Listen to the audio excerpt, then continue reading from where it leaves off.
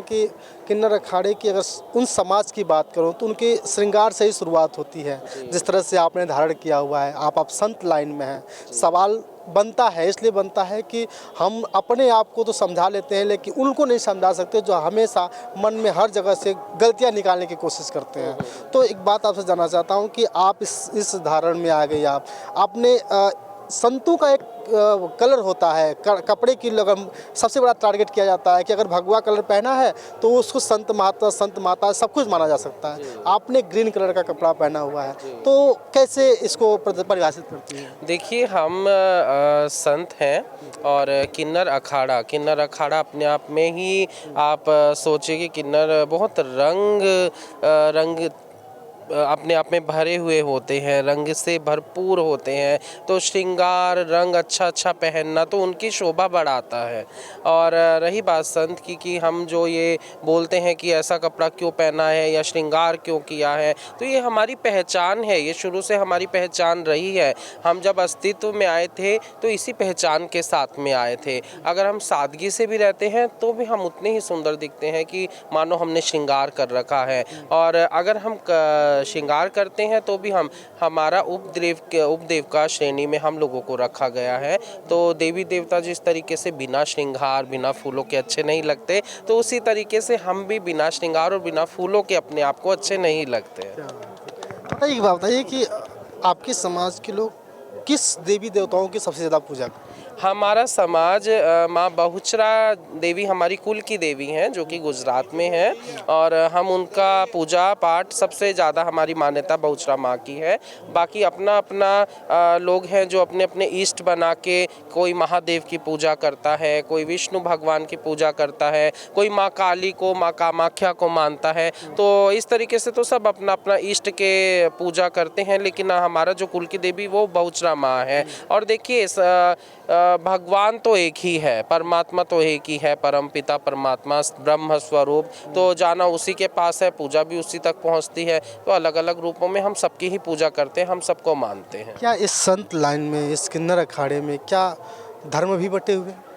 नहीं, ऐसा नहीं है धर्म बटे हुए हैं। हम तो हर धर्म, सनातन धर्म इतना खूबसूरत है कि वो हर धर्म को इज्जत देता है, हर धर्म को प्यार करता है। और सबसे बड़ा धर्म देखिए मानवता का है, मैं ये मानती हूँ। और अगर सनातन धर्म में हम लोग हैं तो हमारे अंदर मानवता का बहुत संचार रहता है। हम लोग मानवता को पहले रखते हैं। और यहाँ अखाड़ों में या कहीं भी धर्म नहीं बटा होता, कभी भी नहीं बटा होता। बाकी समाज में कुछ लोग हैं जो इस चीज़ को बांट देते हैं, तो उसका तो हम खंडन शुरू से करते आए हैं। मतलब अपना नाम नहीं बताया? जी, मेरा नाम है इंदु नंदगिरी और मैं अभी कुछ दिनों में महामंडलेश्वर की पदवी पे जाने वाली हूँ। मैं आचार्य श्री डॉक्टर लक्ष्मी नारायण त्रिपाठी जी की, जो कि हमारे अखाड़े की आचार्य महामंडलेश्वर हैं, मैं उनकी शिष्य हूँ। मैं दिल्ली से आई हूँ। आप पढ़ाई लिखाई की अगर बात करें तो कहाँ तक? जी, मैं ग्रेजुएशन कंप्लीट हूँ।